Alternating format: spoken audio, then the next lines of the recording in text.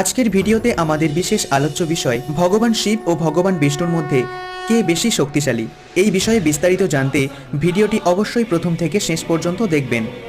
ভগবান শিব ও ভগবান বিষ্ণুর মধ্যে তুলনা করা নিঃসন্দেহে অত্যন্ত কঠিন। কেউ কেউ কৈলাস পর্বতে বিদ্যমান মহাদেবকে সর্বশক্তিমান মনে করেন, আবার কেউ বৈকুণ্ঠে শ্রীহরিকেই সর্বশক্তিমান মনে করেন। হিন্দু মহাপুরাণে উল্লেখিত দুটি বড় ঘটনা রয়েছে যেখানে এই দুই মহাচরিত্র পরস্পরের বিরুদ্ধে যুদ্ধ করেছিলেন। প্রথম যুদ্ধে জয়লাভ করেন শ্রী বিষ্ণু এবং পরবর্তী যুদ্ধে জয়লাভ করেন মহাদেব।